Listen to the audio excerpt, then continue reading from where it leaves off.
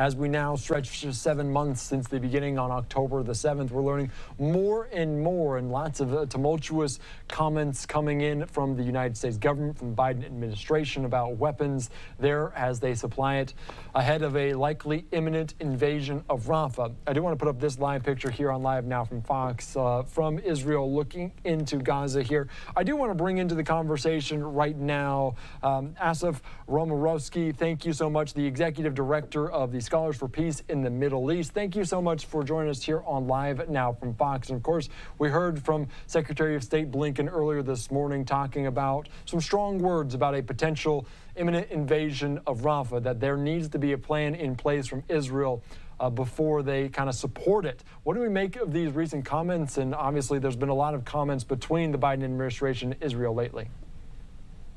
Agreed. So let's frame exactly where we are. I mean, first of all, today it's worth noting today is Israel's Memorial Day, and so they are marking exactly those who've lost their lives throughout all of Israel's wars, including those who are now during this current war, and of course praying for the release of the hostages. What you're currently seeing, and there's been a lot of unfortunate back and forth between the U.S. and Israel regarding the supply of arms that Israelis need to continue the campaign. Israel is currently doing surgical attacks in the Rafah area, which is the last stronghold of Hamas. The concern that the Israelis have had, of course, is the ongoing smuggling of arms, rearming of those areas, and of course, rearming of individual troops that is happening in the corridor of what is known as the Philadelphia route, which is the border with Egypt. There has been less pressure on the Egyptians that we would like to see as far as dealing with those smuggling and those issues. And we've also seen attacks coming in out of Gaza on aid convoys that are coming into that are supposed to be coming into Gaza, and of course Hamas is attacking them. And of course there have been attacks throughout the entire weekend coming in from Gaza towards Israel, especially because it's Memorial Day and Israel Independence Day that are coming that piggyback one another. Yeah, that is a very good point. Just to put a little bit of context in it as well. And of course, earlier this week, we heard President Biden saying and threatening to withhold weapons if there is a Rafah engagement. Blinken today talking about potentially some comments about protecting civilians. How important is that for the United States, and also kind of as a globe, to watch everything going on and make sure civilians are safe if and when there is an invasion? So the IDF, since the beginning of 10/7, has been dealing with urban warfare. They've been dealing with one of the most complicated terrains any army has had to deal with, and to their credit, they've been dealing with it in the best possible way. No other army sends in leaflets, maps, text messages as to direct the civilian population where to go, and they've done that also in this current battle that we're observing now. What Hamas has been doing, in contrast to the IDF, they actually use humans. They use human shields. They use the civilian population. They intentionally and by design fire out of schools and hospitals in order to create the exact entanglement for the Israelis to purposely target civilian populations. That, of course, is not the objectives of the IDF, but Hamas, of course, uses that as part of their tactic.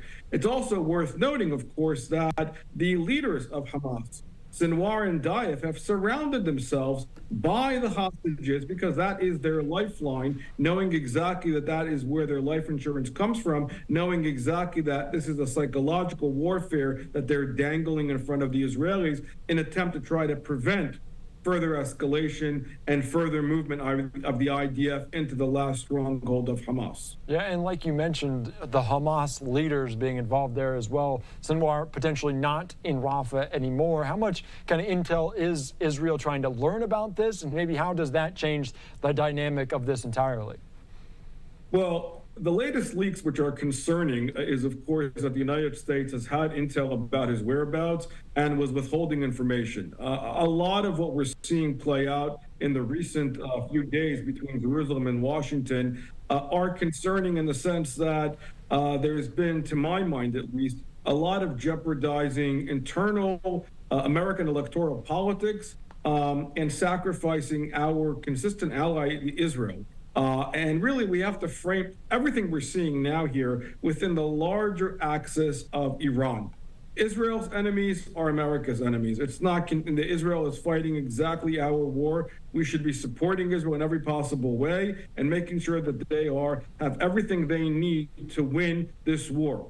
It's important to note as well that if Hamas is part of the day after tomorrow scenario, that is considered to be a failure. There is a consensus within Israeli population amongst the war cabinet, which represents left, right, and center, that this needs to go on. And Hamas cannot be part of it the day after tomorrow. Hamas needs to be eradicated and moved out. And that's exactly what they've been consistent on since 10/7. Yeah, and I do want to get into the kind of the day after tomorrow, after potentially Hamas is defeated as well, about a plan from Israel for that state as well. And it doesn't appear that there's any clear picture, at least in the terms of the eyes of the Biden administration. Do Israelis need to be a little bit clearer in that and have a plan for after this invasion, after Hamas? 100%. I mean, I think that's really the big question as far as where all this is going. There have been concerns about the partners, namely when the port that the U.S. is using, to transport aid into Israel that has been coming from Cyprus. The Qataris are involved in that. Of course, the Qataris have been funding Hamas.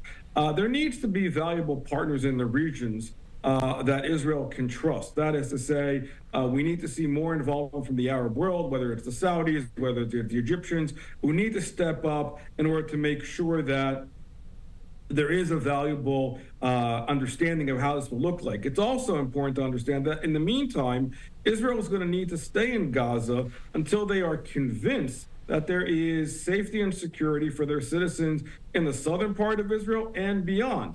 But there are a lot of moving parts here. And of course, another question that needs to be looked at very carefully is the configuration of the Palestinian Authority. The Palestinian Authority is a weak, corrupt government itself, has also been supporting ideologically in many ways, maybe, Hamas as well, as far as the ideology. They're a little bit more secular in their objectives, but they have a very similar ideology. So a lot of questions about who is going to be leading all of this next. It's important to also note that Mahmoud Abbas, the leader of the Palestinian Authority, is in his 80s. He's serving almost in his 20th year of a 4-year term. I mean, really, questions about transition, leadership, and democratization are not really entered any kind of conversation within the PA itself. These are all the big questions. But the number one issue needs to be really, how do you reestablish security and safety? How do you maintain integrity as far as the civilian population and disentangle them from Hamas? And then there's going to be a question about what kind of agencies, whether it's within the United Nations, whether it is multinational forces, where the United States is going to be on that regard as well, as far as trying to rebuild the area itself. But that's exactly the point. So long as Hamas is there, and so long as Hamas is basically ensuring the war will continue, and so long as they believe they have hope that is coming false hope out of the U.S. that they're going to be part of this configuration, that's a non-starter for the Israelis. Yeah, I think I like the way you put it. This is tangled. There's a lot of different things that overlap in that region. Of course, talking about Hamas, but also the civilians that remain in that region, millions there as well. I do want to ask you, because we've had some strong comments from the Biden administration this week about Israel, about providing weapons as well. And I do want to show you we have a live picture, Johns Hopkins University.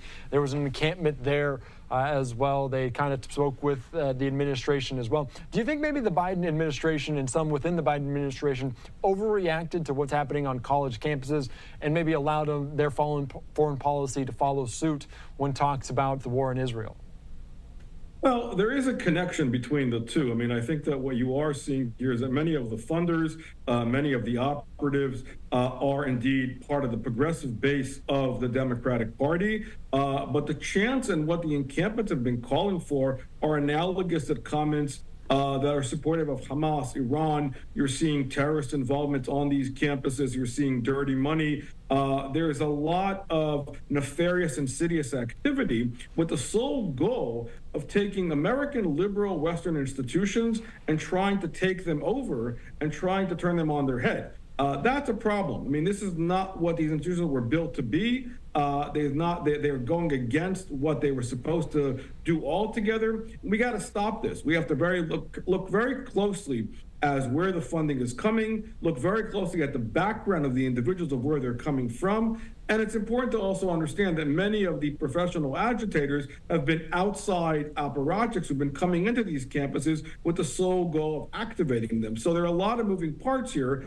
and there's no doubt that the Biden administration is trying to kowtow or appease its progressive base, especially as we get closer towards the DNC in August. And there are already comments that this will be very similar to, even maybe worse than 1968, as far as what we were going to see, going forward when it comes to Chicago. But I do believe this is a kind of a preamble, these campus encampments, for what you're going to see, what we're going to see in the summer and as we get closer to November. Yeah, like you said, of course, it's kind of stemming from history as well, but also the amount of people, percentage of people that aren't actually students a part of these protests on college campus. Asaf, anything else that you'd like to add? Because it was a busy week last week, a lot of tension between the United States and Israel, two very close allies. This week, what's to come? What are we thinking about, and maybe anything else you'd like to add? Well, I think we got to get back to basics. We got to remember who our allies are and who we're actually fighting. Again, all of this is within the context of the Iranian axis, who are indeed sworn enemies of the United States. And we got to support our ally in the region, being Israel. Israel is fighting this war, and the attacks and the comments that are coming are not only anti-Israel and anti-Jewish, they're anti-American, anti-Western, they're anti-Semitic all around, and we should be cognizant of that.